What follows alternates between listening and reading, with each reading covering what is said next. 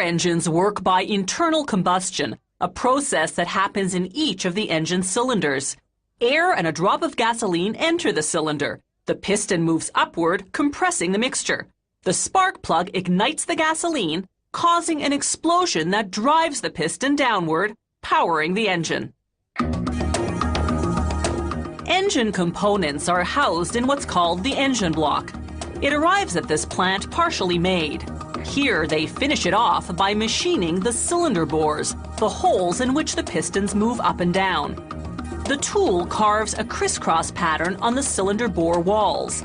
Lubricating oil will cling to the grooves in this pattern, enabling the pistons to move smoothly. After machining, the engine block travels upside down to the engine assembly line.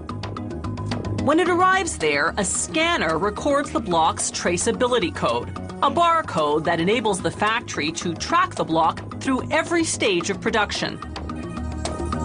As the engine block travels down the line, error-proofing devices ensure that each component is installed properly.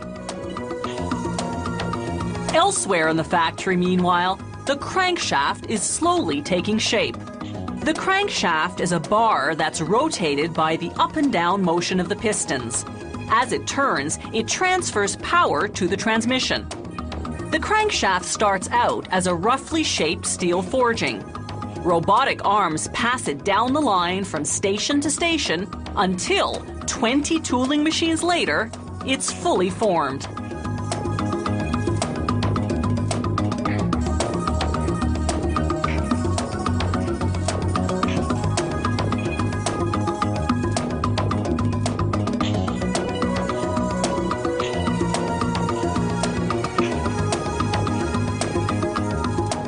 Now they install a steel disc with teeth called the reluctor ring.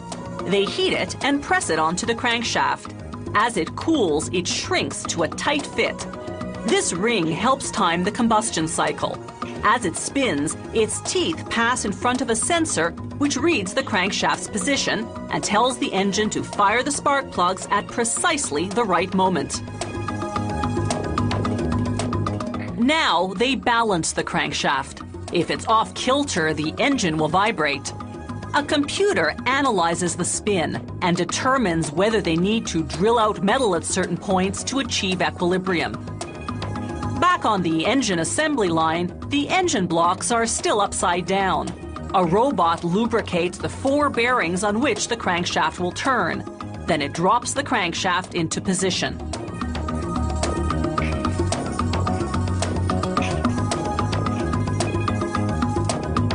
The pistons come next, 6 per engine, because these are 6-cylinder engines. The pistons are made of aluminum. Robots install them into the cylinder bores of the engine block. A steel connecting rod attaches each piston to the crankshaft.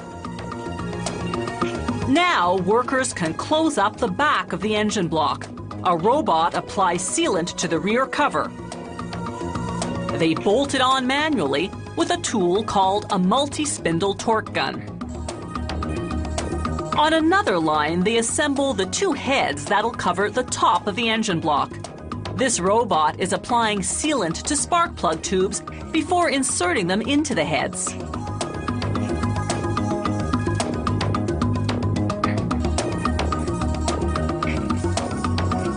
The heads cap off the cylinder bores. They provide each cylinder with a spark plug and 4 valves, 2 for allowing the fuel mixture in and 2 for releasing the exhaust.